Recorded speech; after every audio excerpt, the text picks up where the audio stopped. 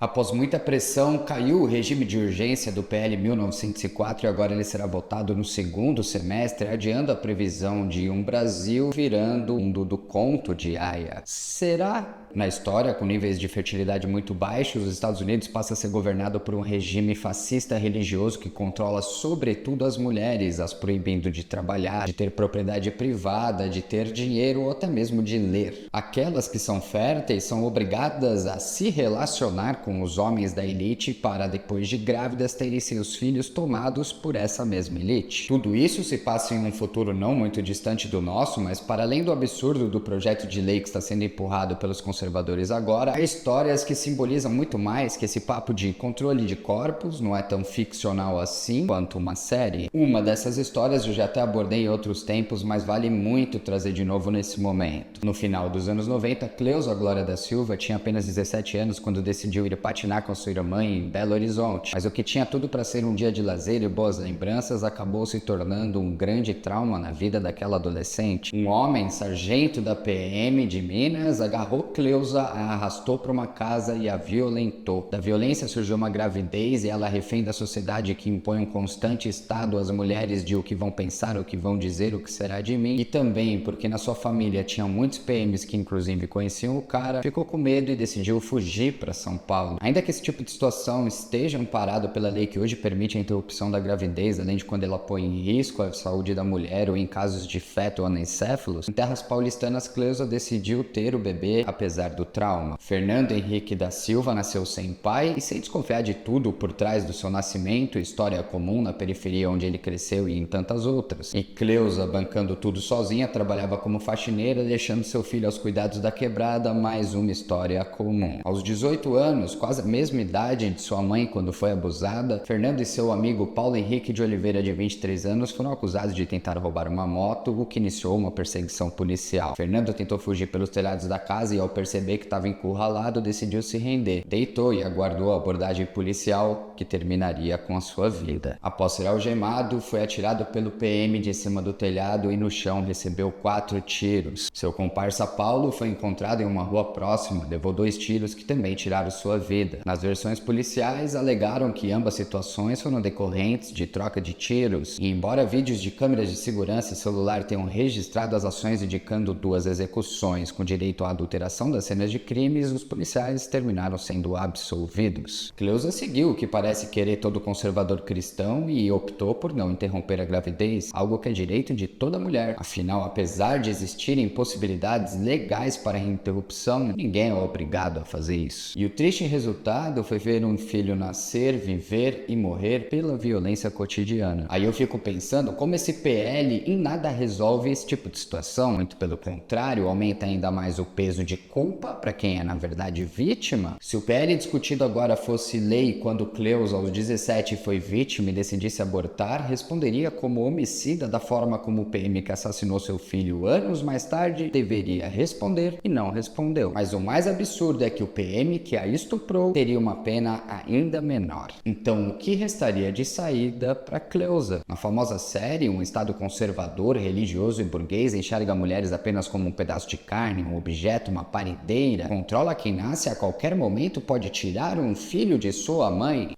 Então, quando uma mulher é proibida de decidir sobre uma gravidez, quando há um prazo específico para ela cuidar inicialmente de um bebê antes de voltar imediatamente a trabalhar, e principalmente quando um homem não é incluso nesse mesmo prazo de cuidado inicial do bebê, basicamente é o capitalismo colocando a mulher na mesma posição que a série coloca. E o julgo sequer é só sobre os corpos femininos, já que o mesmo estado burguês que determina as regras sobre as mulheres é também o que põe fim à vida de jovens negros nas quebradas. Entre o aborto e a pena de morte policial decidem quem, quando e como podem nascer, decidem quem, quando e como podem ser presos, decidem quem, quando e como podem ser mortos. A necropolítica, o descarte, a exploração do capitalismo demonstram diariamente como nossos corpos não são tão nossos assim, tal qual em Gilead. E vendo um estado cada vez mais burguês, cada vez mais fascista e cada vez mais religioso, como dizer que é sobre um futuro distópico? A já popularizada bancada do estupro, com seus políticos conservadores, militares e evangélicos, seguirá sempre inútil no que diz respeito a propor projetos de futuro, de progresso para a sociedade. Pois, tal qual no conto de Aya, trabalham apenas se escondendo atrás de religiosidade para manter os privilégios de uma classe através do controle e a exploração de corpos alheios. Sendo a nossa sociedade patriarcal tal qual a da série, na pirâmide de privilégios, quanto mais mulher, quanto mais preta, menos direitos e menos liberdade. Portanto, que entendamos, o conto de Aya não é ficção, é apenas uma caricatura de um mundo no qual já vivemos.